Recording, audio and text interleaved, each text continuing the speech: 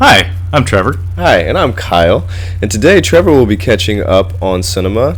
He caught up on Street Hooligans from, what was this, 2007? I can't 2005. 2005, that's right. I remember this very well because I was in my freshman year of college when it came out, and I actually had a person I didn't really want to hang out with invite me to go see it. Oh. And I very politely declined. Although now I'm kind of regretting it because I actually, after having watched the movie, I kind of like it. So I actually found this movie. I was in the military at the time, and my roommate had left for Christmas, and I wasn't going home for Christmas this year, so I was pretty much just by myself, 19, nothing to do. And he's like, hey, I got a bunch of DVDs down here you can watch. I'm like, cool. Because all I had was It's Always Sunny in Philadelphia DVDs.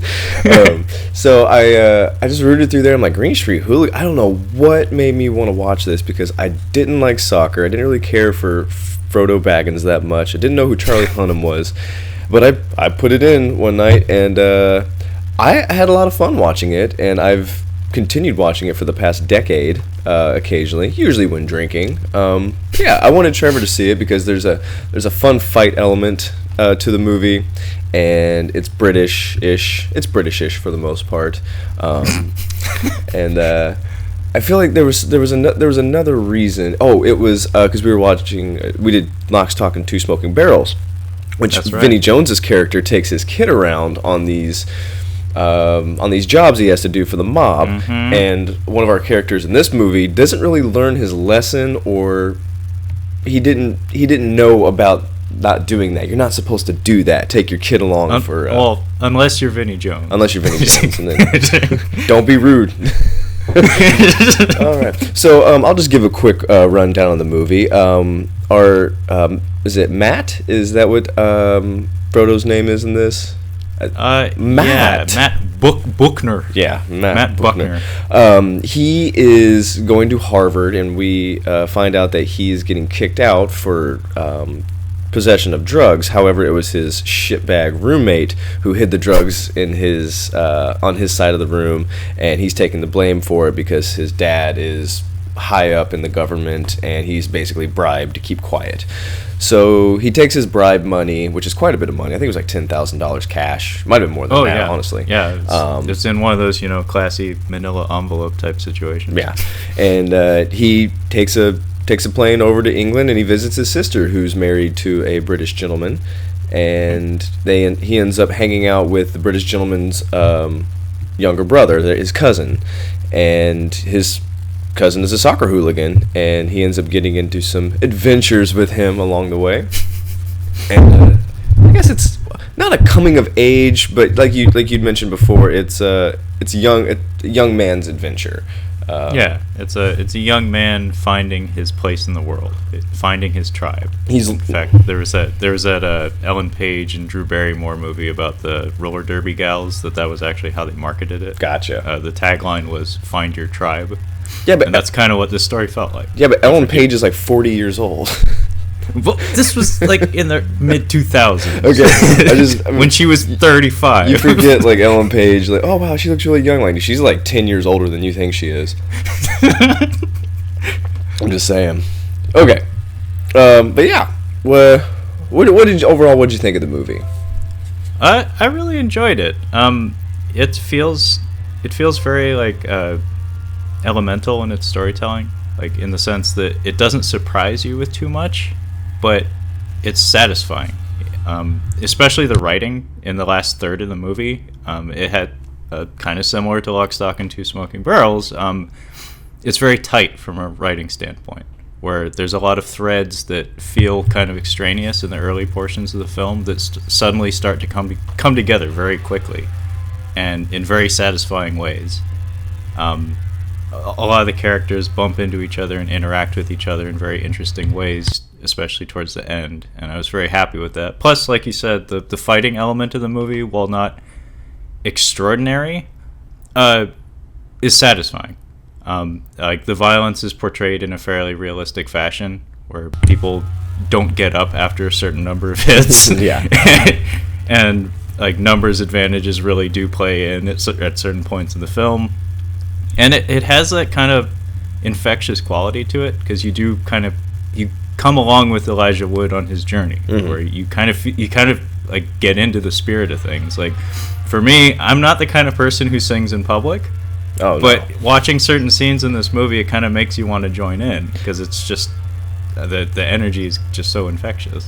Well, that's how I am around like World Cup time. I don't really watch soccer. I'll catch some Premier League occasionally. Actually, I watched Manchester versus Manchester City, which is usually a pretty good match. I caught it last year with my friend Bob. We went to a bar in Seattle that specifically is for Manchester United fans, so we're watching the match. It was really good last year. This year, Manchester City bested them, but still, it's that.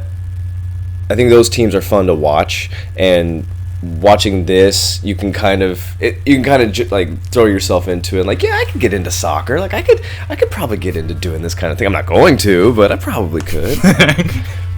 So yeah, should we just jump into the movie?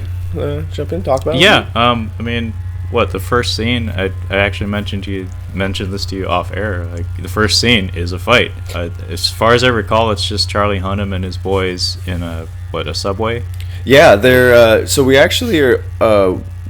It's an interesting way to introduce them. Yeah, they're kicking a can around, so you can get the idea that they're a group of guys that just got back from a soccer match. It's not explicitly stated; they're just kicking it back and forth, and then they're about to catch the train when across the platform is the opposing team's fanboys, we'll call them, because I don't think they ever call themselves hooligans in this. They call themselves a firm. I don't think I ever heard the word get brought up. They're called a firm. In fact, the British title, of the UK title of the film is just Green Street. I think they slipped that in there for the US release to, I don't know, spell it out to the audience that yes, this will include punching, because Green Street doesn't really communicate much. Yeah, so that we're introduced to them, and there's some shit talking going on across the platform, and they fucking get into it. They're breaking shit, they're knocking the shit out of each other. And it just looks like, I guess, I forget the town that the West Ham's team is from, but yeah, they're basically just downtown knocking the shit out of each other, and then we cut to, it kind of just ends. We know that they got into a fight, and then we cut to Elijah Wood. We find out that he's packing up, like he'd gotten kicked out of an office, like he's packing up his little cardboard box full of stuff. And we learn that his roommate is giving him a bribe. He's just like, "You're covering me, man. I appreciate it. Like, I'm going to pay you back for this. Like, it's a big deal. Like, I just can't do it. My dad would kill me, and he's up for re-election. It's not something that I can handle right now." So Matt doesn't want to take the money. We should mention that he is a journalist. He's majoring in journalism at Harvard. And so he's going to be well off. So this is huge. Like, this isn't like I'm getting kicked out of, Florida State. Like, I'm getting kicked out of Harvard. Like, this is a big deal, and a lot of people are going to know about this. So he doesn't want to take the money, but reluctantly he ends up taking it, and we have the shots of him going to the airport. We don't really know where he's going yet, but I mean, we'll find out soon enough. He's going to important detail here. When he's sitting in his room alone, he attempts to call his dad, and he gets the classic "Dad is away on business" answering machine. Yeah. Dad. Man, I could be wrong, but I feel like Elijah Wood had a lot of like business dads in his films. I think that was the plot of The Good Son. His dad wasn't there. Like, he was gone. Yeah, he was like absentee father with dead mom. So maybe this is a thing with his career. I didn't see that movie with him and Bruce Willis, where Bruce Willis is in the bunny outfit. I think, isn't he supposed to have shitty parents in that too? Oh, North. Yeah, North. I have seen North, and his parents aren't shitty. His parents are fucking Jason Alexander and Julia Louis-Dreyfus. I mean, they argue, they get into like domestic spats, but it's not like he's smacking her or she's like cheating on him. I like her odds anyway. I think she could take him. Oh yeah, it's like she got reach and she got like feistiness. She's feisty. Although I don't know, I could totally see Jason Alexander like doing dirty shit like eye pokes and pocket sand and fish hooking. Yeah, fish hooking. Oh, oof. Yeah, he'd go for that. But Yeah, he had kind of shitty parents in that, and that was like the whole plot of the movie is that he's supposed to be shopping for new parents or something. There was a movie from the 90s. I forget what it's called. It's like Trading Mom or the Mommy Market or something like that. The little girl from My Girl, and she's also on Veep. She's like the oldest sister. Basically, they're like, we don't like our mom anymore. We want a new one. So they go to this. It's called like a mommy market, and they get some new moms. It's a weird movie. I might have to rewatch it. I've got to find out what it's called though. I think it's Trading Mom, if I'm not mistaken. Anyway, so he's got a deadbeat dad, doesn't want to talk to him, but he's pretty wealthy. He's putting him through Harvard. Yeah. But he goes to meet his sister, who is she's a Scottish actress. I can't think of her name. She's Claire Forlani. Claire Forlani, yes. This is odd, and I've heard this odd casting. Odd casting because she's Scottish. Couldn't you just have like a Scottish half sister? Like she could not. Yeah, I was very blown away by this because I was like, excuse me? Yeah. It's like you cast her to be an American? It's like maybe... I mean, she was having a moment. I don't recall what years these all came out, but like Meet Joe Black, Mystery Men, this, probably some other shit. Like she was having a very strong moment around this time. See, but I feel like this is when her moment was over because she was in the 90s. Like I remember her from Mallrats, and then Mystery Men, Meet Joe Black. I think Meet Joe Black was her high watermark, and that movie was awful. I don't care what anybody says. That movie's stupid. It's so bad, and it's so long. You didn't like hearing Brad Pitt speak Jamaican? It's slang? So stupid. Him with the peanut butter and him. Like, I get what they were going for. You want to have like this, like, oh, what if death was a real person? And Brad Pitt's awful. Like it's the stupidest thing I've ever seen. But he has childlike wonderment. Yeah, it's so that's so attractive to adult women. My brother defends it. I think he's fucking crazy. But yeah. His sister's Claire Forlani, and he gets there, and then his brother-in-law, he's a British actor. I don't know who he is. I'm sure I've seen him in something else. His wig is noteworthy later in the movie. If you remember the wig he has to wear, it's fantastic. He basically comes up to him. They weren't expecting him really. I'm sure he called her like the day before, like, "Hey, I'm flying out to see you." So, or he might have just called her when he got into the airport. I'm not really sure because the brother-in-law wasn't really expecting him. He's like, "Hey, dude, I've got some plans. If you wouldn't mind, like, kicking it for a little bit someplace else. We're supposed to go do something." But Charlie Hunnam, his younger brother, the hooligan, stops by. Yeah, and he has a hell of an entrance here. In fact, like the note that I wrote here was like Conor McGregor. Picturing Charlie Hunnam like before every scene he had in this movie, getting revved up like Robert De Niro in Raging Bull, just like I'm the boss, I'm the boss, I'm the boss, I'm the boss, and just like flexing and just like going in the corner and like in the mirror, because like his swagger in this scene in particular is just crazy. He walks like Conor McGregor does. I forget which fight it was, but there was a specific fight where McGregor was walking in and he's like the gorilla walk. Yeah, he was walking with his like back like really stiff and his arms were swinging, and I'm like, that's how Charlie Hunnam walks this whole movie. No, he walks like a gorilla with a 30-pound dick. Yeah. and even the way he comes in, he just like blows past his brother, walks straight into the kitchen, grabs a beer, and just like leans onto the kitchen counter. Like he just like owns his space. Yeah, and he like takes the beer bottle off, like he takes the cap off with his teeth. He's whipping it out. Basically, he's basically trying to be the coolest person who's ever lived. He's British Fonzie. It's so rude because it's his brother's house and he just comes in like he owns the place. But he's also supposed to be pretty young. I think he's supposed to be about 23, 24. Like he's not very old. Oh yeah. He there's a funny exchange between him and Frodo. He's like, "How are we, my colonial cousin?" And he's like, "Fine, thanks." And he goes, "Fine, thanks." It was an interesting exchange because we always make fun of British people's accents in our movies, and then we get the reverse. I'm like, "Oh, that's how we sound to him. Interesting." I wonder that. Yeah, it's funny because being from the Pacific Northwest, I'm always curious what people in other parts of the country think of how I speak, because to me, I have what feels like a non-regional dialect, but in truth, no, there really is a Pacific Northwest dialect. It's just I haven't been exposed to the other parts of the country too often. Well, I think the colder side of Canada, like the really cold part, I think they have the aboot, the oot kind of. Oh yeah. I don't really think Vancouver has it as much, but I do notice that when I moved to Seattle, people would say big. They'd say big or bagel. A little bit of a northern twang on things, but it's not with everybody. But I definitely notice it with my girlfriend. She definitely says big. Well, I say bagel, but I say bag. Bag, but in conversation, you guys say bagel. Bagel. Yeah.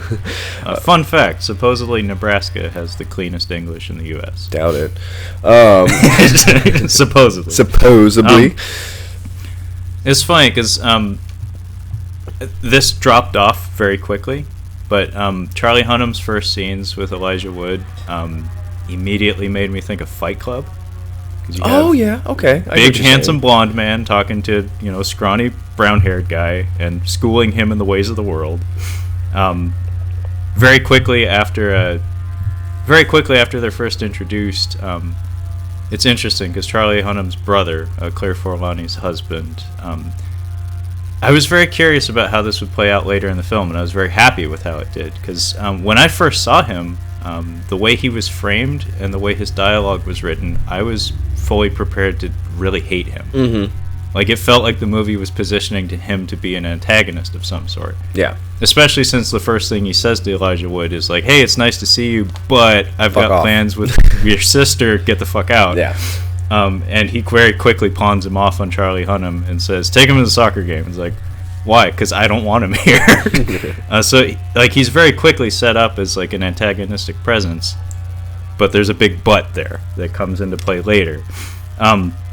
But yeah, as soon as they leave the home and they're walking on the street, Charlie Hunnam tries to, get rid of Elijah Wood. He's like, I put on a show for all the folks in the kitchen there, but I really don't want you around. And they have a little scrap here. And do you mind pointing out what happens here? Yeah. So he says something to him about British slang. He's like, give me off the bees. He's saying, give me half of the money that I can't think of what his brother's name is, but he gives him money to go to the match, take him with him, and Elijah Wood's like, I'm not going to do it. And he's like, how about this? I'll knock the shit out of you if you don't. So Elijah Wood tries to distract him, and he's like, look, a cop! And Charlie Hunnam looks over, and Elijah Wood tries to kick him in the shin like he's a fucking hobbit. And Charlie Hunnam just catches it, because we'll learn later that his reflexes are fast because he fights for fun, just on a Tuesday. That's his gym, is he just beats ass. So he just grabs his leg and he's kind of hopping there, and he talks some shit to him, and I love this move. So he has the left leg up, and it's up high, and if you've ever watched an MMA match or a wrestling match, it's hard to keep your balance, and you pretty much have to hop. And Charlie Hunnam just kicks his other leg from underneath him. I'm like, that's a good move. Can't use that in wrestling or MMA, but it's a good move. Especially on fucking concrete. Yeah. And Charlie Hunnam is a pretty big dude. Frodo is 5'0" pretty much. So he's just kind of yeah, you didn't do so well, but if you ever try that again, he's like, I will beat the shit out of you. I know that you are intimidated by me and you tried to fight back, but I wouldn't try that again. And because, and this kind of, Charlie Hunnam kind of respects him after that a little bit, and he's like, you're not much of a fighter, huh? And he's just like, it's probably the first fight I've been into. And he's like, you call that a fight? He's like, no, not really. He's like, you know what? I am going to take you to match day today. Because we might some shit's going to probably pop off later. So, West Ham are playing some other team, and they go to this bar. I like this bar. I'm never going to go into that bar, since it's a hooligan bar. But I like the setup, and we go and meet his group of friends. Now, there's one specific friend of his that I really, really like. I don't know if you've seen Shaun of the Dead or Hot Fuzz. Either one. I know who you're talking about. And he's in Prometheus. He's the guy with the motor mouth. It's funny, actually. Go ahead. God, some of the overlapping dialogue with his scenes is just like hilarious. Oh, he's great. Because I can't understand a fucking word anyone is saying, but he's just going. He belongs in a Tarantino movie. His name is Rafe Spall? Yes, there we go. Truthfully, the only thing I've seen him in was very recently. I think he was in the most recent Jurassic World. I think you're right. But yeah, I do know that he did those Edgar Wright movies, like almost all of them, as far as I know. So like Shaun of the Dead and At the World's End or whatever, like pretty much all of those. But yeah, he very clearly very young in this. Very young. He stood out, not only because he's a very tall guy, but he has a goofy look, and his verbal gymnastics were very impressive. Real quick before we forget, Stevie. Steve is the brother's name. Yeah, Stevie Dunham.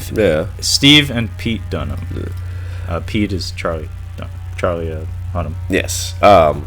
So we meet them, and I like I said, this guy is really funny, and he's kind of the comic relief a little bit throughout the movie. Not that there is much, but yes, he is in the most recent Jurassic World. The Ritual I haven't seen, but the cover looks really good. Makes it look really good. Oh, maybe you should read about that. It looks pretty good. So yes, he meets the friends. They're all really friendly, and I think they're kind of they're explaining some of their, because he's having Frodo's having a little bit of trouble following what they're saying, because I really enjoyed the way this was shot, and it makes me think that this movie was made with American audiences in mind. Okay. Because the effectiveness of this scene, I feel, is amplified if you're not British. Okay. Because the framing in this scene when he's first sitting down with all of Charlie Hunnam's buddies, it's all very tight. There's a lot of overlapping dialogue. There's an obscene amount of British slang that I don't have a fucking clue what half of it means, and it gives it an air of foreignness, I guess. It feels like a slightly oppressive atmosphere because he's so very clearly the outsider. Oh, very much, yeah. And it lends tension to the room, especially when what the fuck is his Bover? Yeah. Bover? So what the fuck? He is. I was getting very confused as to how to pronounce his name because everybody's called Bruv in this movie. Bruv. And his name is Bover. So I think the other reason why I wanted you to watch this is because, yes, it's Bover, played by Leo Gregory. The other reason why I wanted you to watch this is because we were watching Lock, Stock, and Two Smoking Barrels. We did an episode on that, and I talked about one of the biggest pieces of shit in movie history was Dog in that movie. Bover is nipping at his heels as one of the biggest movie pieces of shit. He is absolute trash, and we actually learned that. We learned a little bit about his character. He walks in, and like I said, all of I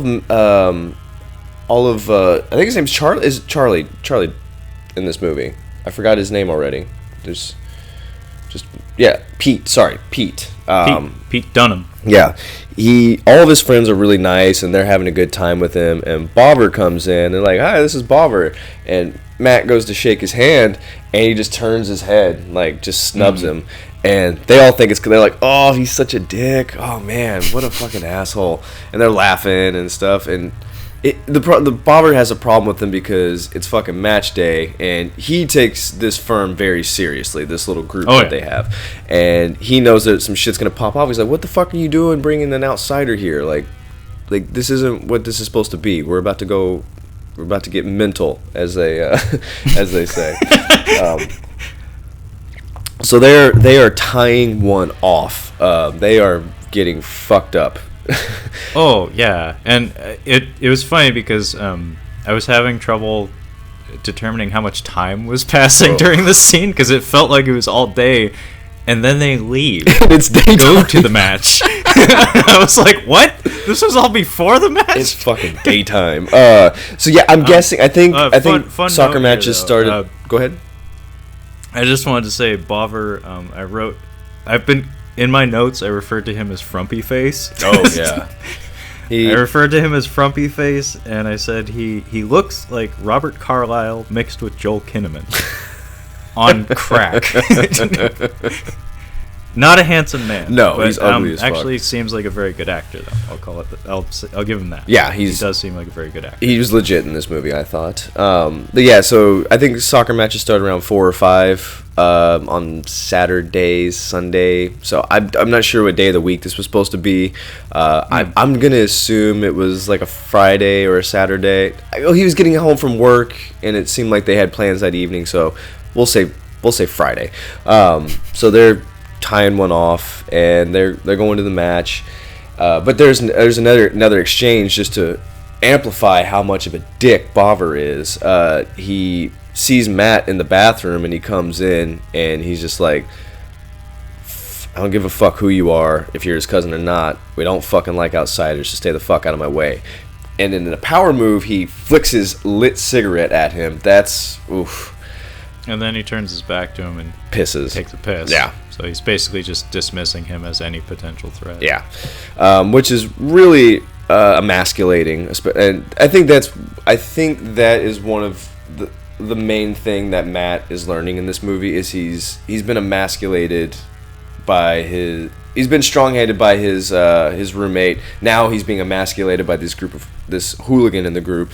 And he has to overcome that, and it's a really good way for him to overcome. So they're going down the streets. I learned this from a Jim Jeffries stand-up special. I think in British pubs and stadiums, I think in pubs mostly, they had to start serving plastic cups for the most part, especially when you have a large group like that, because they were getting into so many fights and glassing each other. Basically stabbing each other with pint glasses that they had to have plastic cups. And if you notice in this movie, when they go outside, they had plastic cups. But also as soon as they're exiting the pub, there's like police standing right next to the doorway. Mm-hmm. Just waiting for them to come out just in case. And then they have that bubble song, which is always fun, blowing bubbles. You're not dead. You're not dead. They do the clapping. They're doing. Fun fact. I looked up the guy who plays the preppy cokehead in this movie. Oh yeah. Who fucked over Elijah Wood at the beginning. Yeah. Apparently he's a musician and he wrote some of the songs in this movie. Interesting. He does a good job in this movie. He's not much of a actor, like in terms of credits, but yeah, apparently his main thing is music. He does a good job. He plays his part in this movie. Like, you don't like him at all. He did it well. And plus, he has that like almost mullet thing going, like the Gordon Gekko hair. Oh, we'll get to a mullet later. There are a few mullets in this movie. So match day, they are. Pete mentioned something to Frodo, so all the guys start putting on their hoods, they start putting up their jackets and stuff like that, and he points out all the cameras at the stadium. Now, Matt doesn't know that they are a firm, a group of hooligans, so he's just kind of mentioned it. He's like, look, we're the most watched country in the world. And they get in there, match is going on, and they're making this seem way more exciting than soccer actually is. The editing in this, they're making this, oh, fuck yeah. It's just like intense. I'm like, no, that's like 30 seconds of a whole match right there, like making it look that awesome. Also, for a bunch of working class guys, they got primo seats, man. Oh yeah, they're. I mean, it's not gone into, but I wouldn't be surprised if like their status as a firm like has them have some sort of connection of some sort. I would think so, but then again, this is also a movie, and it sucks to have your main group like all the way up in the stands in the nosebleeds. Yeah, but Bobber. Now we get to learn how much of a daredevil Bobber is. So across the way is the opposing team's hooligans. He goes over there and he's in like a security uniform, and he walks straight over there and just starts talking shit right to their faces and like, oh shit, look, he's over there. They were like all amped up because of that. So he gets kicked out. Match is over. They all meet up outside. Pete tells Frodo like, hey, why don't you kick it? We might get into something later, but why don't you go ahead and head home. So Matt leaves, and he gets accosted by the other hooligans. Yeah, the folks that Bovver was taunting. Yeah. So basically, he instigated this. Yes, Bovver did instigate this. Oh, big time.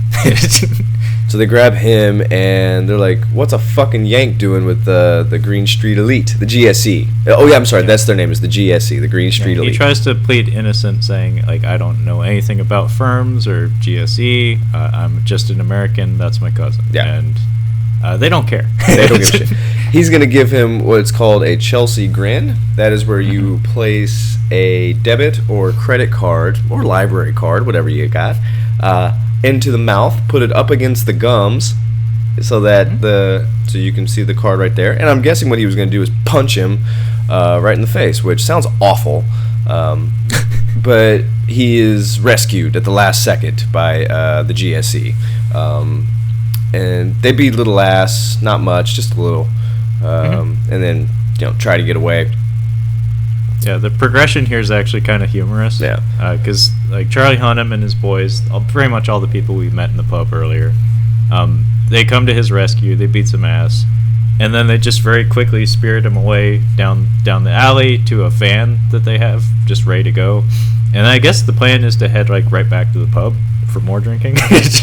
And then like just as they're like very peacefully about to drive off, one of the people they just beat up throws a brick in the windshield, and instead of like running away or whatever, they immediately just hop out and chase after him. Dude, does he call him a wanker? Because this seems like a wanker moment. Like, you I'm little almost positive wanker. wanker is dropped at some point. But yeah, they chase him, and it's a trap. It was a trap. So yes, they find that it was to lure them into getting into a fight with a much bigger crowd. They end up. Matt's like, "Dude, we gotta call the police. We gotta get the fuck out of here." And Pete's like, "Dude, no, you gotta fucking stand your ground, dude. Beat some ass." And like, "What? Go!" But I believe Bovver had sent for reinforcements. They get into it with this huge group, but then Bovver comes with even more people after they get into it for a little bit. Frodo isn't doing really well. They even mention it like, your swings were a little bit not good. You're kind of swinging, flailing a little bit. But yeah, it was important that he kind of got his ass beat a little bit. Well, and this was a very important scene. And I thought it was executed pretty well, except for a few technical details. Some choices that were made that, personally, I disagree with, but I do understand why they're there. The build-up to it's really nice, because we get our standoff moment where there's the two, like, quote-unquote, armies of the two firms, the two opposing factions, staring each other down, yelling at each other, throwing stuff. And, again, just like the pub scene preceding this, it's kind of framed from Elijah Wood's perspective, where there's a lot of shaky cam going on. You can tell that he's just terrified and doesn't know what's happening, but he's like paralyzed and he's not able to run away because he's got a bunch of guys that are standing next to him and clearly not about to run away. And yeah, the tagline of the movie, I think, is like "stand your ground and fight." Yeah, and I think Charlie Hunnam actually says that pretty much verbatim. And yeah, the way this fight is, the way it plays out, there's a lot of shaky cam, and there's this weird like shimmering light effect where pretty much all the light blooms are exaggerated, and it has a kind of like almost like a drunken or like drug-addled feel to it. Yeah. Where I get it. It's supposed to be very chaotic. It's supposed to be like he's getting an adrenaline rush and he's in shock, basically. So it's like a heightened reality. So all the choreography in this movie is very raw. It's not meant to look good. It's just meant to be like a means to an end. There's a lot of haymakers, a lot of knees to the stomach, a lot of trips and stuff. Yeah, I feel like it's hard to have technique. the way Elijah Wood's body language works in this scene is reflective of his character, where he does like swing 3 or 4 times wildly at someone and just kind of gets lucky. Yeah. And then the rest of the time he's just kind of getting his ass kicked. For the most part, yeah. He's just kind of getting his ass kicked. But yeah. Yeah, he's just flailing around and hoping for the best because he's just panicking, basically. I mean, it's hard to have good technique in a situation like this. Like, you pretty much, it's just a free-for-all. Like, just try to knock somebody's teeth out while you can. It seems scary. Like, Oh yeah, I think that's why the editing was done the way it was. Yeah. It's very Chaotic. Chaotic is the word that comes to mind, and it's effective, especially since that gets downplayed later. Again, if we're talking perspective, Elijah Wood's character gets a little bit more comfortable with these kind of circumstances later, so it stands to reason that the first time would be a little different. Yeah, and, makes sense. A little more crazy. But reinforcements show up just in the nick of time, and everybody goes home with a smile on their face, despite being bruised and bloodied. Anyway, we get to, so afterwards they're all like, you did a good job, you could do way better. Bobbers is like, why don't you guys make out later, we're gonna get pinched, let's get the fuck out. So Pete takes Matt back to his brother and Matt's sister's house. Upon arriving, Stevie is like, what the fuck did you do to him? Yeah, he throws a shit fit. Oh, I'm sorry. Actually, I jumped too far.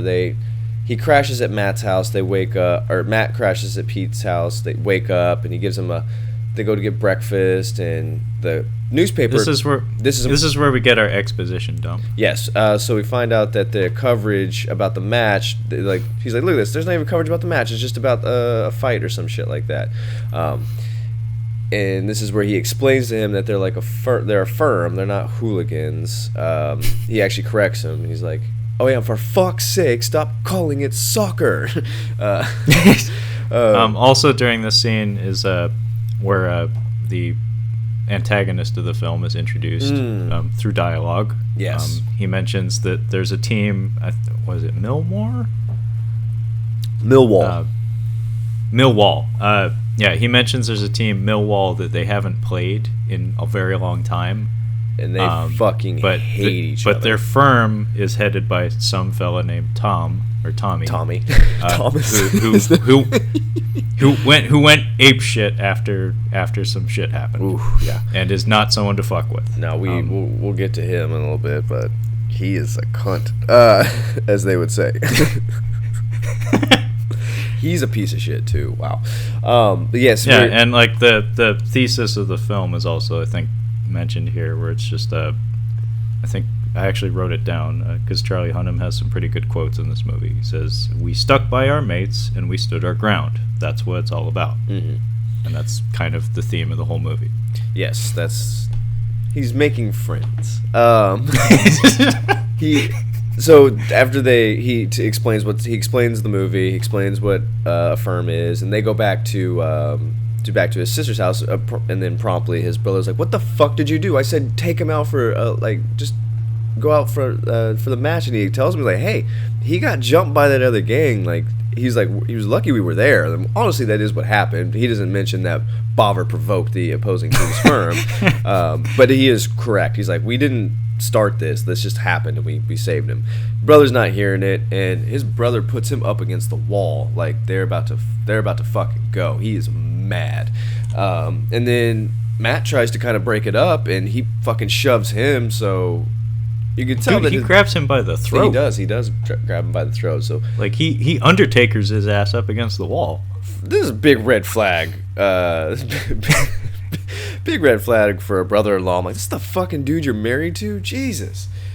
God, don't overdraw his Well, and again, account. the way he was presented up to this point, I thought he was going to be a problem in this film. Mm-hmm. Like, I thought he was being set up to be the bad guy. Like, he was a really shitty husband and was, like, smacking her around or something. Yeah. And this added more fuel to the fire. Yeah. So this is very, very clever storytelling. So, because there's a reason for all this. It's just not revealed until much, much later. So he basically, he's not getting kicked out of the house, but he's not comfortable staying there, as you would. So he packs up his stuff, and she's like, "You're leaving already?" And like, you know what? I'm not dealing with this dude. I'm gonna go stay at his brother's house. He goes to stay with Pete, and I think they go back to the bar after this, if I'm not mistaken. Yeah, it's also during that scene that we get some more hints that like her husband might be a shitheel, because she really wants him to stay, and there's some more exposition dumping here where we learn that their mother's dead, and dad threw himself into work, and so like the family's just in disarray. Yeah, like, it's completely broken, and you can tell that she's like really insistent that he try to fix things. Yeah. Like she's wanting him to like take a step towards fixing things, and he's kind of a heel to her. Like he basically says, "You ran away to a different country when Mom died," and she's like, "Well, you went off to school and sucked at it." Like you little like, nice seeing you, sis. Jesus. Yeah. But yeah, he goes off to live with Charlie Hunnam. Yeah, so he goes to stay with him. They go back to the pub, I do believe, and Bovers is there. Now, Bovers does not like him so much that he's now antagonizing Pete, who is the leader of this firm. And they're about to get into it when one of their comrades comes up and is like, "Here, have beers, boys. Let's settle down." And this is where we kind of slow down a little bit. We learn a little bit about Matt, or not. Matt tells what's his face, Pete, what he does, and what he says that he's a history history major, U.S. history major, and not a journalist. I think it's during the exchange where he's explaining to him the day after, like, "Hey, we don't like journalists. They do a horrible job of covering stuff." So Matt kind of is like, "Yeah, I maybe shouldn't tell this guy I'm a journalist." Yeah, I think I may be mixing up the order of events here, but I'm pretty sure he mentions the journalism thing when they're first hanging out on the sidewalk, like when he first meets Charlie. I think he does, and he just like laughs it off and says like, "Don't mention that to the people I'm about to take you to meet." I think they ask what his dad does. I think his dad is supposed to be a journalist. Exactly. But yeah, I can't remember if they go to play soccer with the kids first, or this is where he finds out. This is where they talk, and he's like, "So what do you do?" He's like, "I'm a history teacher." And he's like, "You fucking teach?" And he's like, "Yes, I teach." So he's also the gym teacher. So he comes with him the next day, and he plays soccer with the kids. And of course, these kids are beating the shit out of him. Charlie Hunnam very slyly makes Elijah Wood be the goalie. Yeah. Which is just cruel. This would be like if you took like a grown man, like a grown British man, and you're like, "Here, why don't you go play some two-hand touch with these high school kids from Alabama." Oh shit. He's like, "Should I take it easy on him?" Like, "Yeah, sure. Just yeah. Take it easy on him, huh?" Just blowing past. What the fuck? Yeah, dude. Good luck. So yeah, he gets his ass handed to him, and Pete says to him like, "Hey, you know what? Why don't you give him like a history lesson? Like talk about the Revolutionary War. I'm sure they'd like to hear it from a Yankee perspective." So I don't know if he actually does. I don't remember if he actually does. I think he just mentions it in passing. No, they part ways after this. So is this where we meet his dad? Is this where his dad comes over? Somewhere in here, I think we were introduced to Tommy. Oh, yes. See, this is where I can't quite remember what happens first, but Bovver gets pissy when Elijah Wood starts to become kind of a part of the team. Yeah. He starts to become integrated into the firm. And, he's not very shy about showing his jealousy on his face. He walks into the pub I think it was after they played soccer. He walks into the pub and he sees Frodo sitting there, and he's just like, "Fuck this." So he actually rides his motorcycle over to whatever town, Millwall. He's over in Millwall. Yeah. He's not supposed to be over there. This is firmly enemy territory. And he's eating dinner. What looks like, dude, what the fuck was he eating? It looks awful. I've heard it looks disgusting. I've heard that British food is not good. I don't really know what they have. It's just like potato mush and like green mush. It looks like something from It's not Sweeney vegetables, Todd. It's just green mush. It does not look good. But it's just a plate of just white and green mush. Yeah, it does not look good.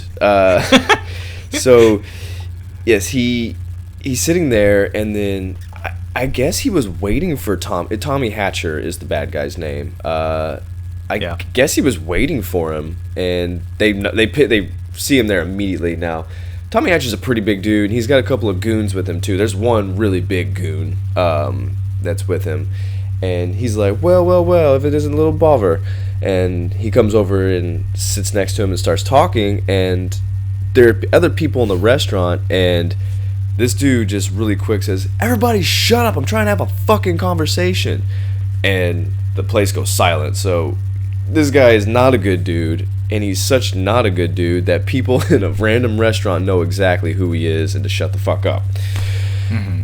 And he's kind of talking to him a little bit, and he's like, yeah, we've got a fucking Yank hanging out with the fucking GSE now. Like, kind of disgruntled, kind of acting like he wants to switch sides a little bit. It's a really shitty move, but you can see that Bovver is fucking terrified of this guy. He barely lifts his eyes. Like, he looks like a beaten dog in front of him, kind of. He's cowering, yes, very much. Yeah. And then this one table, a lady and her husband, they're talking kind of loud, and even Bovver looks over at him like, oh no. Tommy goes over and he's like, hey, do you know who I am? And he's like, yeah. And he introduces himself. He's like, yeah, I know. He's like, well, that's a problem. He's like, that's really bad. That's really bad. You probably should have said no. Because you should have known I said shut the fuck up. And he basically assaults this man right in front of his wife. And he pins his temple to the table and just screams in his ear. Oh, it's scary. It makes you not want to go to England. It's not pretty. This dude's a local. What are they going to do to me? So yeah, they get out of there real quick, and I think Bovver like tries to stand up to him, and he's like, "Shut up! Like, you ain't gonna do shit."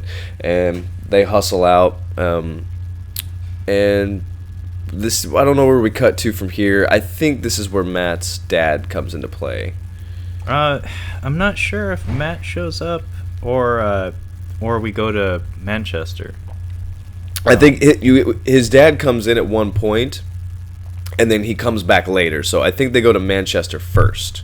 Yeah, I think we're introduced to everyone like waiting in the parking lot at the train station. Yes, there we go. So Bovver was being a little bitch. So they're at the train station. They're expecting. Matt's just dropping off a couple of the guys, and Pete's like, "Here, drive it back home." And I love this. And he's like, "Remember, left side," because he's on the other side of the road. Yeah, that was a cute. I like the little Britishisms in this, just the little things here and there. Well, again, I think it works a little better if it's foreign to you. Mm-hmm. Like if you're a British person watching this, is like, whatever. I think you're right. I think this was supposed to be shot more for American audiences, even though this is like almost 100% British. Well, I mean, there's a reason why your protagonist is an American. So they're at the train station, and they go in, and they're not expecting Bovver, and they're like, we've been calling him all fucking day, and he's just not answering, and he's already there drinking Foster's. Oh yeah, quote unquote. Yeah, by the way, Foster's got paid for sure. Was it Foster's? They're drinking Foster's many times in this movie. I think it's a Foster's can. I'm not sure if it's actually Foster. It could be Foster's. I didn't check the label, but you know what it's supposed to be. It's there. No, I'm almost positive I saw it in more than one scene.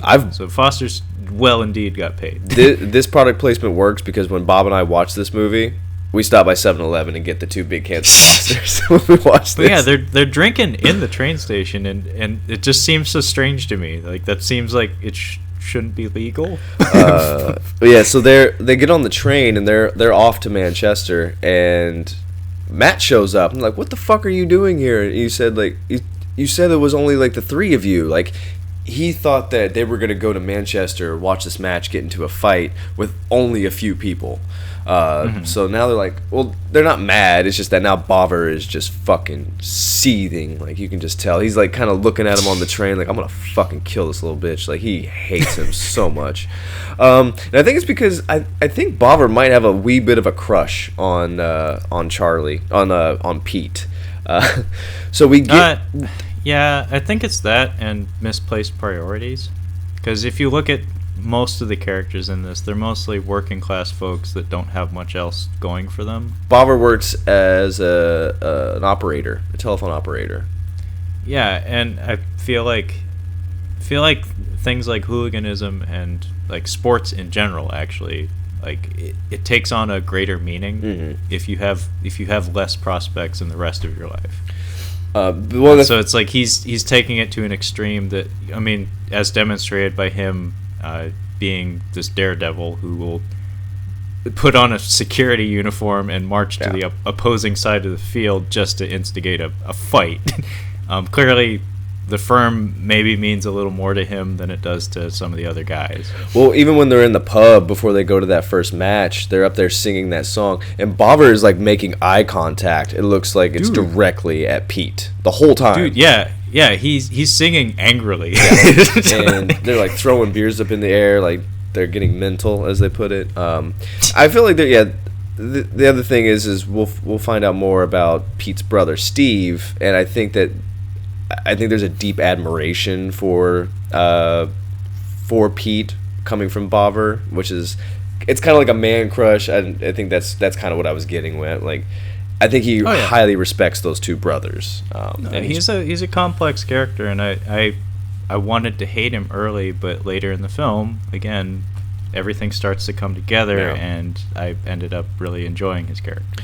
So they have sent one of their buddies. I think he's a pilot, if I'm not mistaken. Yeah. He had his wings, like his uniform on, and he's like out. He's posted like out front at the train station at Manchester, and he's calling them on his flip phone, saying, they got like 40 guys here, and they're just waiting for you. They're waiting for you guys because apparently what Pete had done is they got into a fight the year before, and he beat the shit out of a guy. Like, I think they have maybe some rules. Like, because he says later in the segment, like, you don't do somebody on the deck, like, you don't kick somebody while they're on the ground. I think they might have some hooligan rules, and I think he might have overstepped that against this one guy, because you see this guy's face. I don't know if you caught this. No, there's a subtle reveal. He just turns around for the camera, and like his one orbital bone looks like it's been smashed, and his eye looks like it's maybe not all there. What did you catch him mention? He's like, I might have gone a little overboard that time. I didn't know. Yeah. So these guys are hungry for blood. Like, they want to beat the shit out of these guys. So they're like, what are we gonna do? And they're like, one guy, I love his voice. He's like, is there any stops? He's like, I say express train. There's no stop to Manchester. One fucking guy. Good job. I love him. I love his voice. He's just he's really funny in Shaun of the Dead and Hot Fuzz. He's so fat in Shaun of the Dead, you wouldn't even recognize him. He's really, really young. It was like 4 years before this movie. Or I'm sorry, like he had chubby cheeks in this, so I could see that. He's fat in Shaun of the Dead. Anyway, so Bobber pulls the emergency brake, and they catch a ride somehow. It's kind of funny, actually. They get off at some random like podunk train station that they weren't supposed to stop at, and they all file out, and the whole way that when they're marching to the door, Charlie Hunnam's doing his swinging dick gorilla walk, and he's like barking out orders like, we're gonna do this, we're gonna head them off in the pass, we're gonna do this and this and this, and then they get outside and it's a ghost town. There's no cabs. That's what it was. He's like, there's no cabs. He's like, there's no fucking cabs. And Elijah Wood notices a like moving truck across the street, and I guess they jack it. They either hitch a ride. I think they hitch a ride with the guy. They commandeer it at some point. They commandeer it. Because he says to the dude, he's like, you better get the fuck out of here. So I think they pay the guy for a ride, and this is where Bobber's about to knock the shit out of him too. He's like, see that movie? Oh yeah. He's like, I told you to shut up, and he's like, fuck you. Like, I'm like, they're gonna go, but they break it up real quick. Yeah, Elijah Wood says, like, I have a plan, and then Bobber's instant reaction is like, fuck you. Shut up. Yeah. And Charlie Hunnam has to separate them. But they end up taking the moving truck and driving it over to the Manchester Stadium. So what they do... Or the train station, rather. Yeah, they sneak in there, basically. Like, even the guy stopped them, like, what are you guys doing? He's like, this is for that new Cameron Diaz movie, or Hugh Grant. Hugh Grant movie. And the one guy asks, like, who's the lady in the movie? And he says, Cameron Diaz. And I actually wrote it down. He says, Cameron Diaz? I hope so. She's fit as fuck. And then he just lets them pass. Just get out of here. So what they do is they basically attack them from behind. They have no idea it's coming. And it's literally only like 6 of them, isn't it? I think it's 6 or 7. Yeah, it's not even like 6 of them.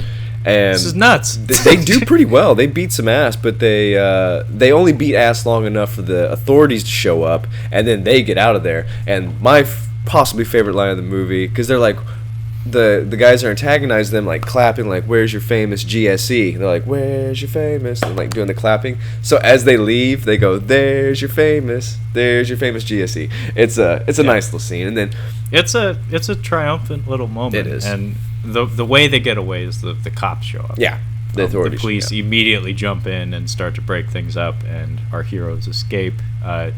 There's some stuff that didn't pay off here.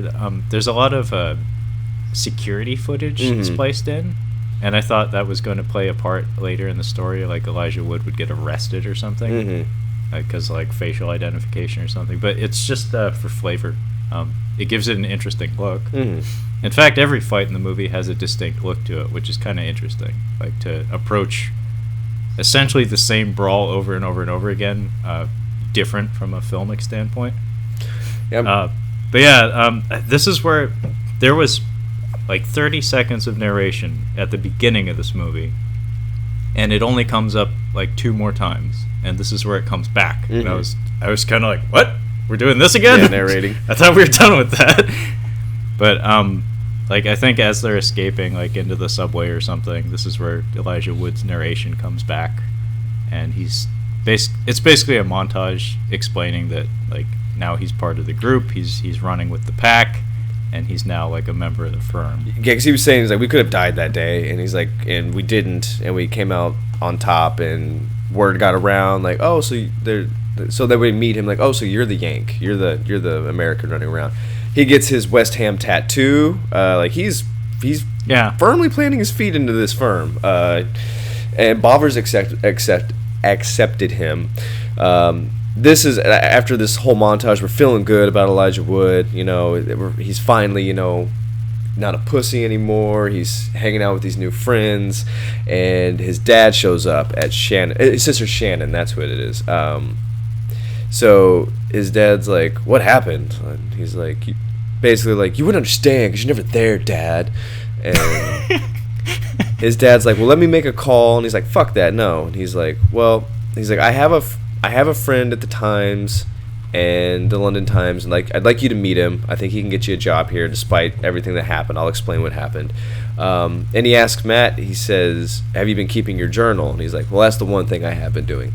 So this whole time, Matt has been keeping a journal of what's been happening, and it's his own private diary, and it's just sitting at Pete's house. On his laptop. Yeah. So I think they just kind of do business as usual, and then this is where the draw comes. So the playoff draw basically for this is for the Premier League, I'm assuming. So they're doing the draws. It's like middle of the day, so like Pete's sitting in his classroom with all of his students, and they're watching this. Everybody that's supposed to be at work is like listening to it. Tommy is sitting in his office listening to what the matches are going to be. So this is the year that West Ham are going to play against Millwall, and everybody's just like, fuck yes, like they're jacked about this. Yeah, everybody's eyes light up. And it's during Elijah Wood's conversation with his dad that when they part ways, he actually Steve actually he like pulls up in a car in front of his house, and Elijah Wood actually asks him like, "Oh, like the drawing was just now, like could you tell me who it was?" And Steve's like, "No." Just to be a dick. And then he walks back, then he says Millwall. He says it right as he's walking in. So I think he hasn't had the meeting with the Times person yet, but I think they're all talking about it after the draw. They're like, "Oh wow!" So they're all. Go ahead. This is where like my note actually says the other shoe drops. So what comes of Elijah Wood's meeting with his dad is he's a complete shitheel to his dad. Pretty much, and like you had mentioned, any offer his dad makes to try to like make amends or set him straight in his like current path in life, he shirks it off, except for the offer to meet with the person at the London Times. So what happens here is Elijah Wood does accept that offer. He does go and have a meeting. His dad actually like chaperones, and what is it, like one of Bobber's friends or something? It's the pilot. The pilot's standing across the street, and just happens to see him walking into the Times. Yeah, and he tells Bobber about this, and this is where it becomes apparent that journos, as they refer to them, are absolutely not welcome around firms. Yeah. And yeah, very, very rapidly, some major plot points start to happen here. So yeah, so while Bobber is tearing up Charlie Hunnam's apartment, going through his shit, and discovering the truth that Elijah Wood has been essentially writing about all of their misadventures together at the GSE, Steve actually pulls Matt aside and takes him out to the pub because he wants to have a little heart-to-heart with him. He meets him at the pub. He finds out where he's at. Yeah, and from a visual standpoint, you can tell that Steve is making it a point to stay kind of incognito. Like they post up at a booth way in the back. He kind of has his collar pulled up. You can tell he doesn't want to be seen there.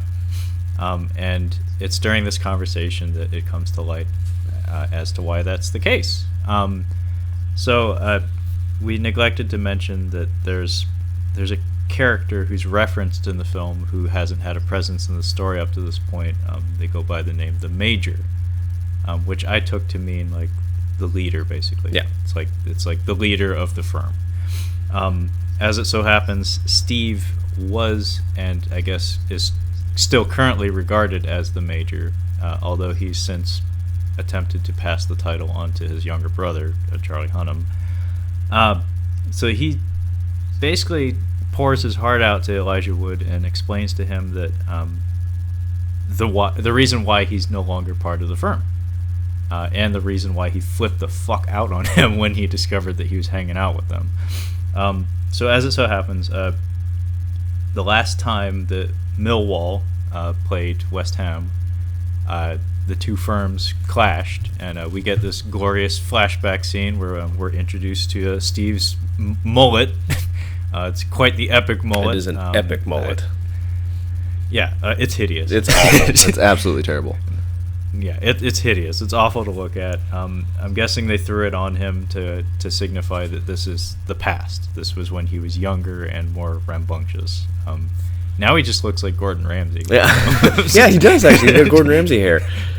No, even from a facial standpoint, he kind of looks a little like him. The nose.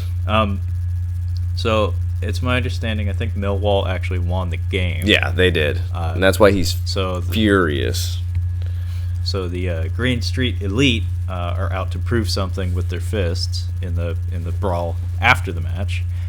So the two firms collide, and Tommy Hatcher, the gentleman who we met in the restaurant earlier, the complete shitheel, second biggest piece of shit in the world? He's pretty. I mean, Dog is worse. At least for Tommy, we have a motivation. Dog's just a piece of shit in Lock, Stock, and Two Smoking Barrels. Yeah. So Tommy has a habit of bringing his 12-year-old son to the meets for some reason. And he mentions to him, like, he was trying to make him hard. Like, he's trying to make him tough. So he's making him basically watch him fight grown men and go to these matches and just turn him into a little piece of shit, too. And yeah, I think Steve mentions that, like, the kid was always there and he was a complete shitheel just like his dad. Yeah. And so during all the chaos, though, this 12-year-old boy gets knocked to the ground because he's actually throwing fists. Like, he's involved. Like, he's part of the fighting. It looks like it was on accident. Like, I don't think he was supposed to be... Like, he was supposed to be standing out of the way, and I think he kind of got caught up in the mix, and then they didn't realize it. He gets knocked down, and then you're grown men fighting other grown men. You're like probably stepping on people's heels. You don't realize what you're stepping on as a small child. Yeah, so... This 12-year-old boy gets stomped to death, essentially. Yeah. And as a result, Tommy becomes disgruntled and completely flips his shit, seemingly till the end of time. Yeah. So that's why he's a little more aggro than the other firm leaders, I guess. And this is also why Steve is no longer part of the GSE, because he couldn't handle that. Like the idea of a child dying on his watch, basically. So like Claire Forlani and I forget if we mentioned that they have a baby yeah. together. I guess they represent like his new beginning. Yeah. So he's like a white collar worker now, and he's trying to have a family and distance himself from all this hooliganism. Another thing that's important too is that his wife Shannon, she said that if he ever got into any kind of trouble again, she would take the baby and leave. Like she's like, I'm not putting up with it at all. And he's like, I need that. I needed that stability. I needed something to get me out of this, and I needed to know that could be taken away from me if I get back into this. So it's like it's very important that I stay out of this, and you should stay out of this as well. It's very important to her. We had a little bit of a technical difficulty there, so I just want to. I'm not sure if it might have been missed. Was that Matt went to the Times with his father to see a guy about a job. The GSE catch wind of it, and they basically, this is when they go to Pete's apartment, and that's why Stevie is coming to talk to Elijah Wood. Like, hey, you should. Yeah, Bobber is leading the witch hunt. Yeah. And basically, Elijah Wood has a target painted on his back. It's actually just the word journo. Yeah. So the GSE firms, just in general, do not like journalists because I guess they draw too much attention to them. Yeah. I guess. And so yeah, everything comes to a head at this point. Bam. Because as they're trying to slip out of the pub, somebody, I think the bartender, notices that Steve is there, and the entire pub just goes dead silent, and everybody like raises a glass to the Major. Mm-hmm. And he very like reluctantly kind of eases back into the room. You can tell he has like one foot out the door. Yeah. He's like, now I'm stuck here. I can't leave. Yeah, he's like, fuck. And I think this is also when Bobber shows up. This is where it's actually Pete who confronts them first. He's actually sitting there talking to his brother, and he's like getting all the juicy details. And Steve actually doesn't know what's going on. He doesn't know. He knows that he's a journalist, but he doesn't know that he has a notebook of all the stuff that's happened, and that's basically what he's saying. He's like, it's just a journal, and he gets punched by Bobber, and he explains to him, he's like, look, my dad's a journalist. Like, I was just going there with him for about a job, and he's like, you were going to turn in all that stuff you had written down. He's like, that's just my diary. That has nothing to do with anything. And Pete actually believes him, and he stops Bobber from hitting him. And this is where Bobber's like, this is fucking, like, we have the biggest match coming up tomorrow, and you're letting a fucking journalist hang out with us. And he's like, fuck the lot of you. He's just like, I'm done with you guys. This is the fucking dumbest shit. And this is an interesting scene with him and Frodo and Pete going to the bathroom, and he's like, dude, you promised me you're not a fucking journalist, because you have got me in a tight spot. Like, if I can't convince these guys that you're not a journalist, like, we're fucking done. Like, I'm not going to be their leader. They're not going to trust. There's going to be no trust between us. Like, it's just done. And you can tell he's very disappointed in him. It's a nice little exchange there. It's a tense moment. He punches the tile on the wall at some point. Yeah, he's pretty not happy about this. So, Bobber. This is where Bobber proves his piece of shitness. He guns it over to Millwall and goes to their equivalent of the pub where they're getting shitty, getting all jacked up, and he's a little more confident this time. He even talks shit to the big goon. He's like, go on, do what you're told, sit down. And he tells him, he's like, yeah, they're all hanging out at the pub over there. By the way, the Major's there. And it was a well-known, I guess it was either an agreement they might have secretly had, or it was just known that he's not involved with the firm anymore.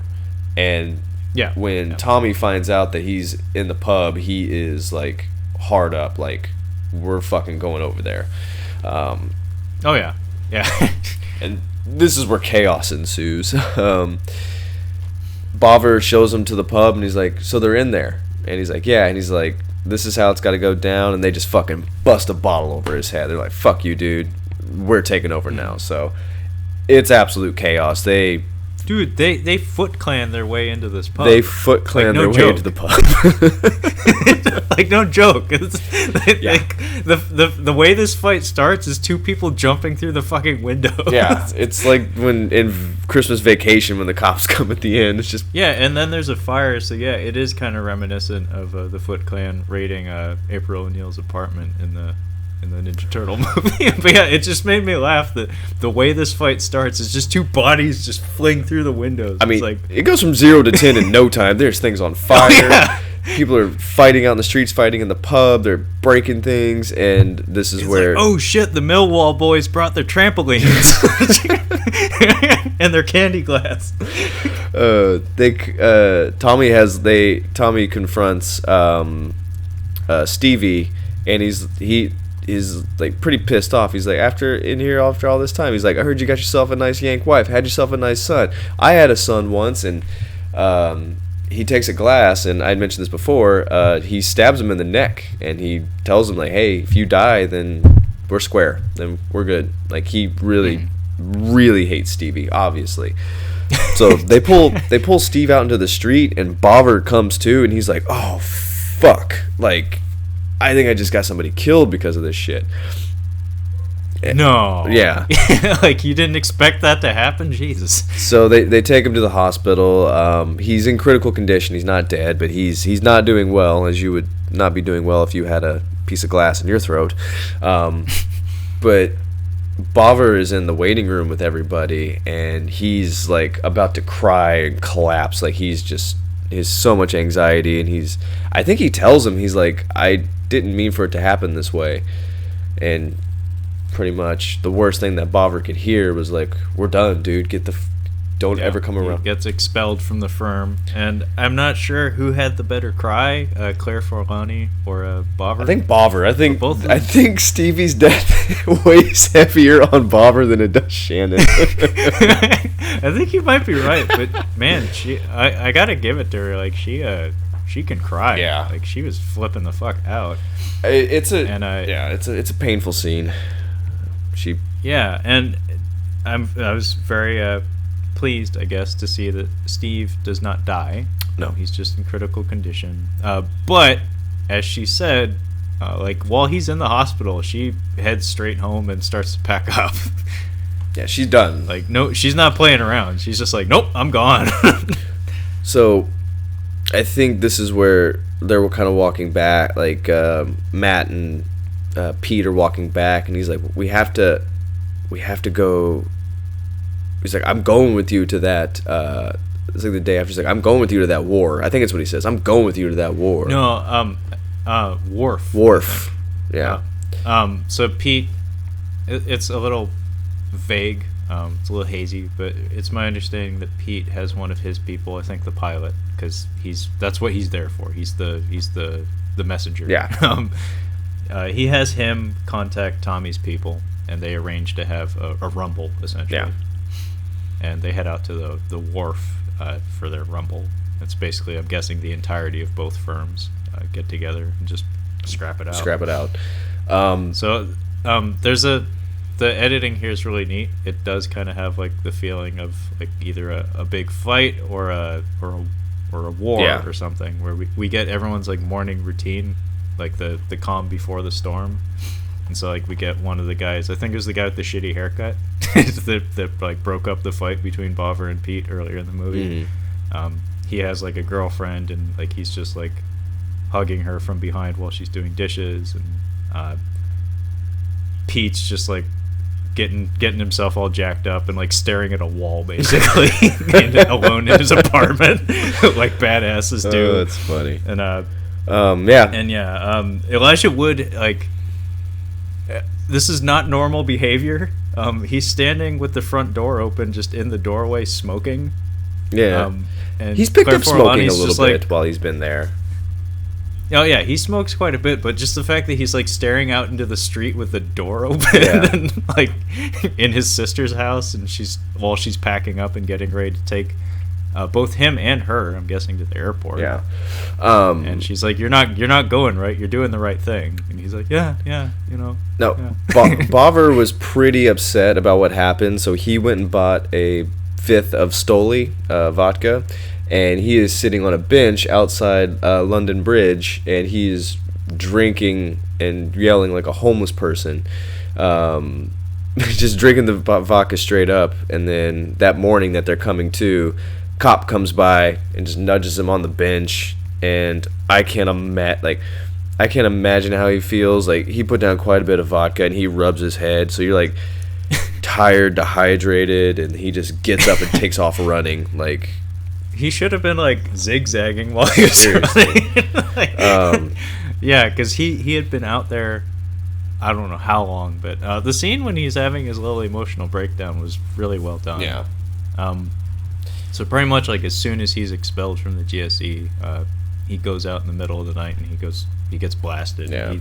He's standing on this bench, and the way it's shot, it's like framed very tightly just on his face, and I think it's just one take. Yeah. And he's just, tears pouring out his face, and he just has this horrible.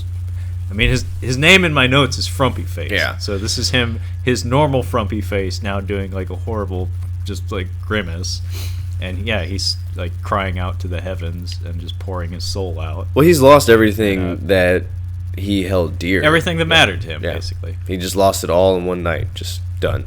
And he's gonna go redeem himself. So he basically he bolts. He takes off running, and somehow he just knows where they're going to be, because maybe they've done this before. Like maybe this is the location of choice. Yeah, there's just kind of music in the background. They're walking, and Elijah Wood, the whole group, the whole GSC is walking down the street, and he just runs up from behind and just falls in ranks with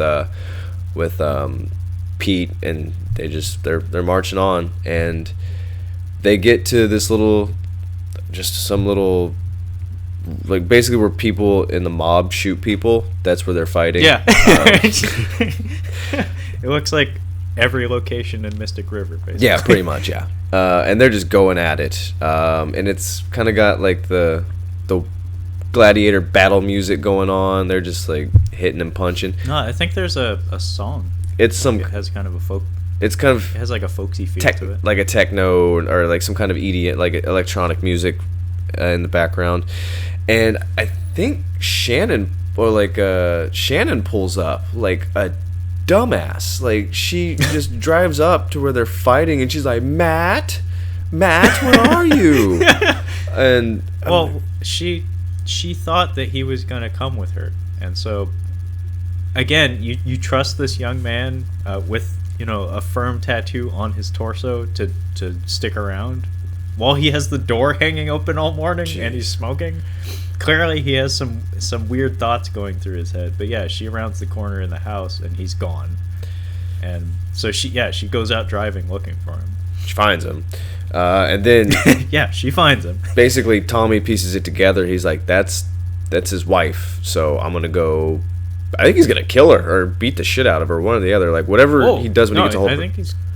Yeah, he and Pete have a scrap, and it's not a conclusive scrap, but both guys are injured, like pretty badly. They're both hobbled, and so yeah, they find each other in all the chaos of all the fighting, and but Tommy has this big goon who he hasn't had much of a role in the story up till now, and he doesn't have a role in the story for the most part. He's just like his right hand man, and he's fucking big.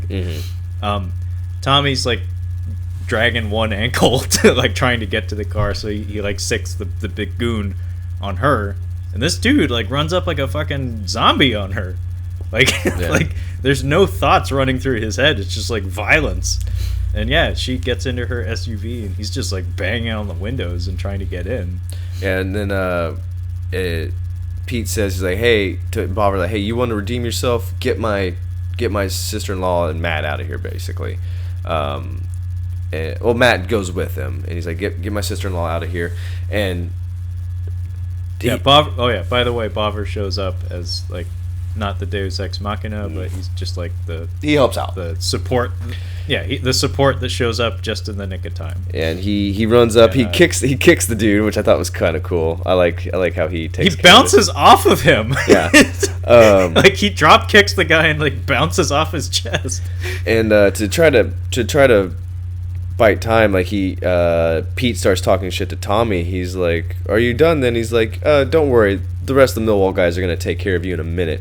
And he says something about his son. He's like, "We didn't kill your son, Tommy. You did. You're the one that brought him."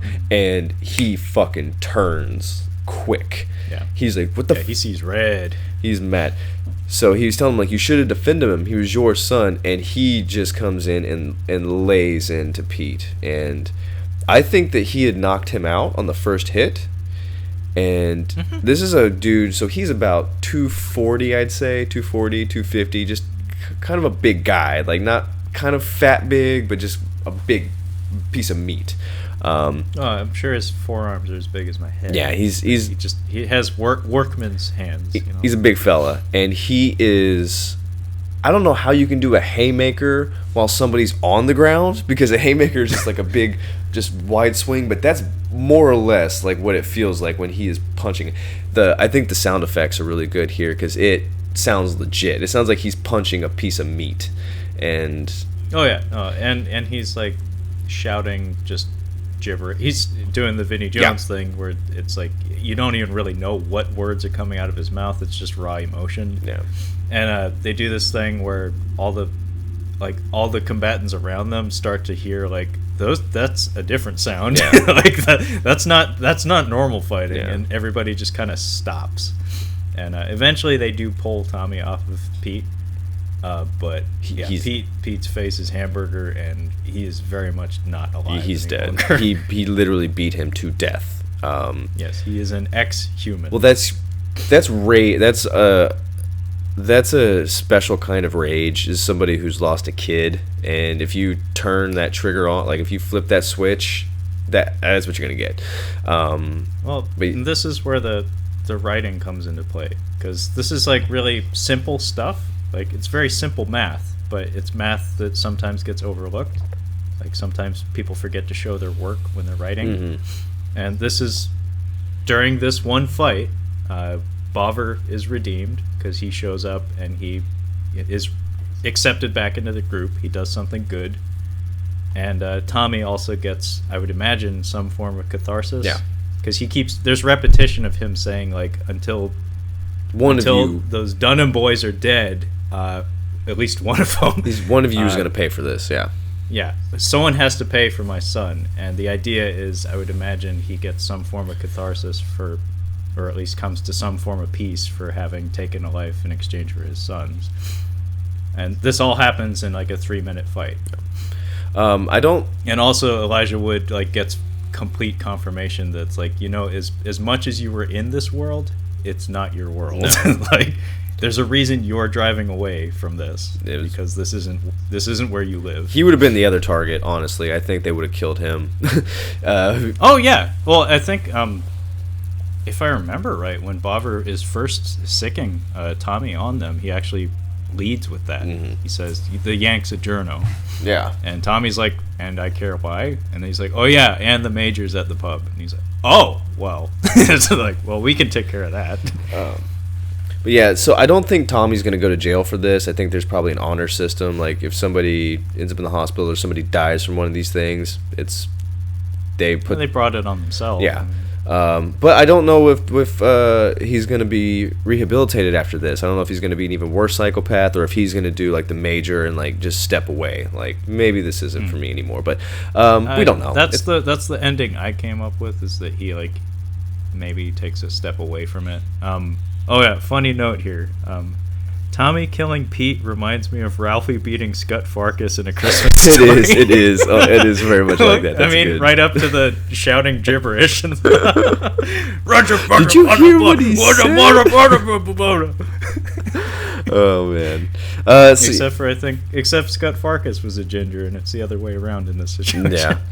Yeah. So Matt has decided to go back to America, and he's in I'm guessing some kind of gentleman's it looks like a gentleman's club, because they're smoking cigars and having a brandy kind of thing, and they're doing a real like Masters of the Universe, like, oh, you're so successful kind of. It's that kind of thing. Well, It's the guy from the beginning. I can't remember what his name is. We'll call him the cokehead. Yeah, the cokehead, and you can tell that he's like he's doing the sniffles, and I guess his dad got reelected, so things are going well for him. I think he's probably got a nice new job where he's making a lot of money. Yeah, there's mention of a new account or something that he just landed, so he's doing great. Yeah, he's doing well. So he goes into the bathroom. He's like, "Excuse me, I have to go.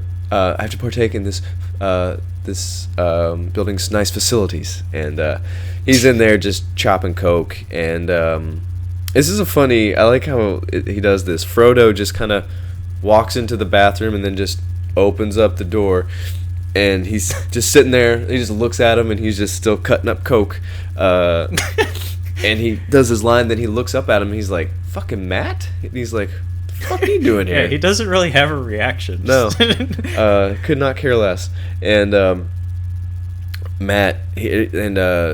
Frodo's like talking to him. He's like, "Hey, so your dad got reelected. You said you would take care of me. Like you would help." And he's like, I lied, basically. He's like, "You took the fall from me, and I lied. I'm not going to help you." And Elijah Wood steps away. He recorded it, so he got him to basically admit that that he let him take the fall. And the little cokehead hears it, and he tries to strong arm him. He tries to take it away from him. Little does he know, Frodo's been across the pond beating ass. And I like his move. He just knocks his legs from underneath him and gets him against the wall. I think it's meant to mirror that of what Charlie Hunnam did to him. Mm-hmm. It is. Basically, he takes his legs out from under him and he puts his knuckles to his face, but doesn't strike him. No. But he does knock his balance out enough that as soon as he releases him, he just slides to the floor. Yeah. No, when you're and I really love the cokehead's expression after this though. Because he almost cradles his head in his hands, where it's like he didn't get hit, but the damage to his pride is there. It's real. Yeah. Because he knows he would have gotten fucked up in that instance. He did fuck up. Yeah. So yeah, that's pretty much in the movie, except for as Matt's leaving, he starts singing the football chant, the blowing bubbles, and he's just doing the clapping. Yeah. The shot mirrors that of the first time we see the GSE walk out of the pub down the street to the match. Yeah. Except he's alone, and he's there's audio of that song playing in the background. But yeah, that's the end of the movie. It wraps up very tidily. Very tidily. It's a very tidy ending. Yeah, I think this movie is fun. It's a nice rewatch for me.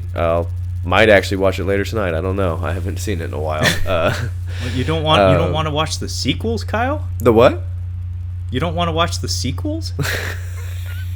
No. Are you sure? I can't imagine what the sequels are like. Full disclosure: there are 2 sequels to this movie. Green Street Hooligans 2, Never Back Down, and Green Street Hooligans 3. What is the title?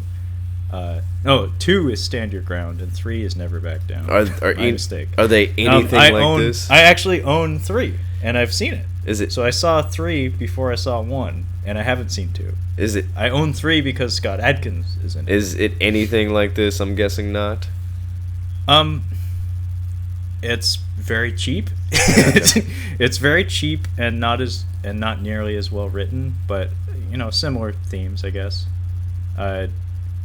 But the main difference is that our protagonist in 3 is Scott Adkins, and the idea is he's the major. He's basically Steve's character. Gotcha. Except for he's coming back to restore the glory of the faction.